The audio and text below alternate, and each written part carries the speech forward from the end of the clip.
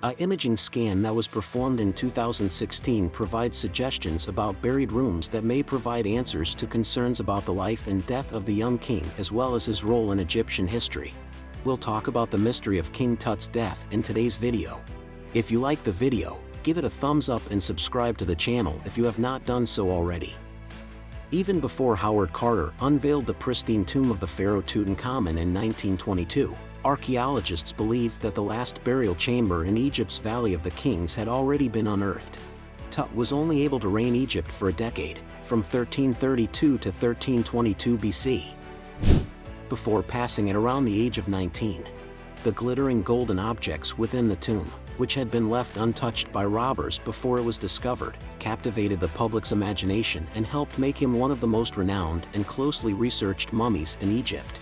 However, the valley did not give up all of its secrets with the discovery of Tut's tomb. In the last 10 years, 2 more chambers have been discovered.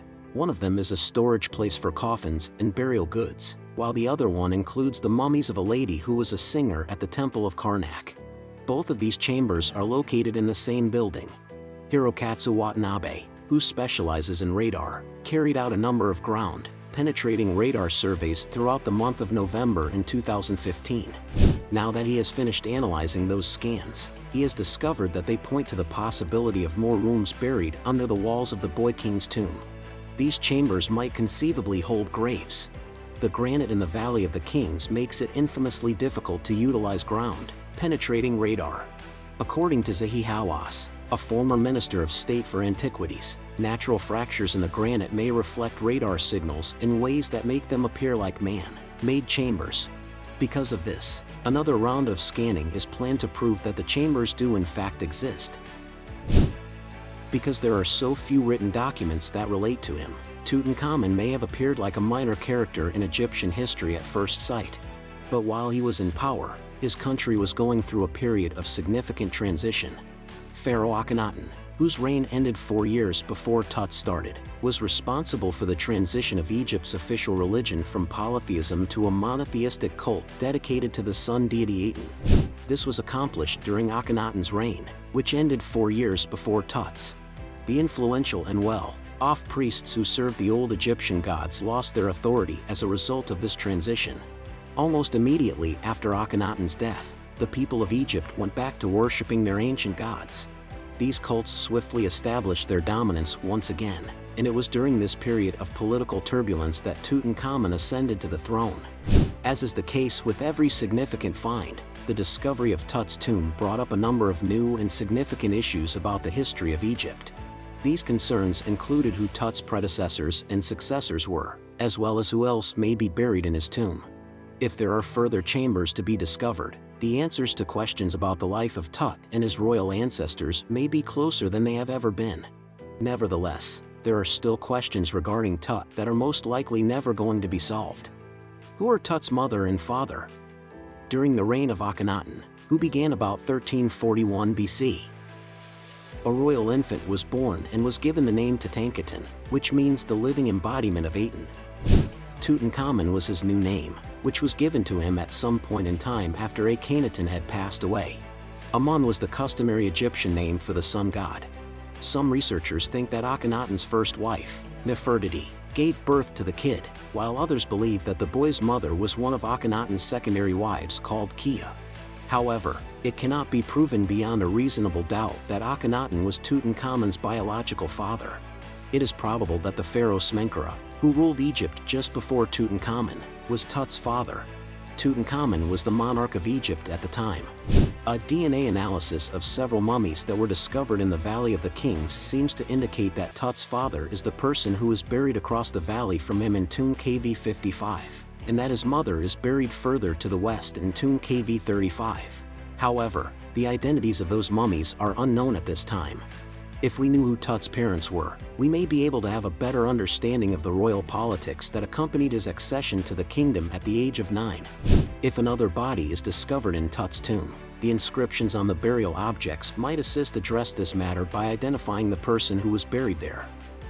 When Akhenaten's reign was coming to a conclusion in 1336 BC, he appointed a co-ruler called Neferneferutin. This individual might have been Nefertiti establishing a new identity. Following Akhenaten's death, Nefertiti ruled Egypt for the next 3 years, until Smenkhare stole the throne. Smenkhare, on the other hand, is a controversial personality. A number of researchers, including Nicholas Reeves of the University of Arizona, believe Smenkhare was another of Nefertiti's identities. Another possibility is that Smenkhare was Akhenaten's male kin. This would make him a relative of Akhenaten.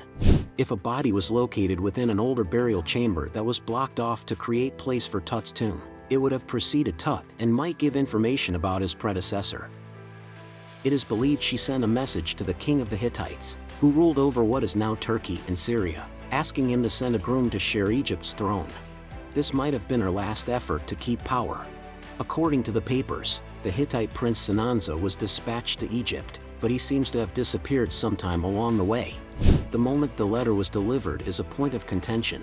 According to Eaton, Krauss, the letter's author was most likely Nefertiti, and she was demanding a groom in order to preserve power prior to the moment when she finally seized the title of pharaoh for herself. The contents of any other chambers are unlikely to reveal who wrote the letter, but the events that occurred after Tut's death remain a mystery that many Egyptologists are keen to solve. Who exactly did Tut's tomb serve after it was built? Some academics, like Reeves, have the opinion that the size of Tut's tomb is inappropriate for a pharaoh. When Tutankhamun passed away unexpectedly, some people speculated that his tomb may have been moved or rearranged after it had already been built. Only one of the 4 chambers in the tomb, the burial chamber, had its walls plastered and painted, despite the fact that the tomb held a vast collection of items.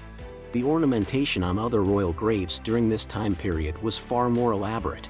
The drawings that were found in Tut's tomb provide an account of the beginning of his spiritual journey into the afterlife. According to Reeves, at least 80% of the objects found in the tombs were reused in some way by previous monarchs, including Akhenaten. Reeves is of the opinion that the architects of Tut's tomb may have partitioned off a portion of a bigger tomb specifically for him rather than expanding a smaller tomb for him. He believes that the original owner of the tomb could be buried in one of the newly discovered rooms, and that this initial owner was Nefertiti buried in the guise of the pharaoh Smenkhare. Hawass, on the other hand, is of the opinion that due to the major position that Nefertiti had in the religion of Aten, it is very improbable that she was laid to rest in the Valley of the Kings, which was a place that was holy to the deity Amun. How did Tut die? The manner in which Tutankhamun passed away is an essential inquiry that is not likely to be resolved by anything that may be found in any of the recently revealed rooms. DNA testing performed by Rowley revealed that the young king had been afflicted with malaria, and CT scans suggested that he most likely suffered from a rare bone ailment known as Kolar disease, which was responsible for the deformity of his left foot. There were 130 walking sticks found in Tut's tomb. Some of them even had marks indicating that he had used them throughout his lifetime. According to Rowley, none of these disorders would have necessarily been deadly in and of themselves. He is of the opinion that a major leg fracture is the most likely cause of the problem. Although a fatal leg fracture is consistent with the theory that Tut passed very suddenly, Rowley is unable to say with absolute confidence, from a medical standpoint, that the injury took place while Tut was still alive. There is a chance that someone shattered his knee after he had passed away. According to Rowley, an understanding of Tutankhamun's health influences how academics see him. Is it more likely that he was a sickly, weak figurehead who was controlled by the ambitious elder men in his court, or that he was a powerful, energetic pharaoh who led armies into battle? To learn more about Tut's sickness and the circumstances surrounding his death, Rowley has great hopes that he will be able to conduct a thorough yet non-invasive analysis of his body. If you find this video informative, give it a thumbs up and make sure to subscribe to our channel. Hit the notification button for more amazing videos. We'll see you in the next one.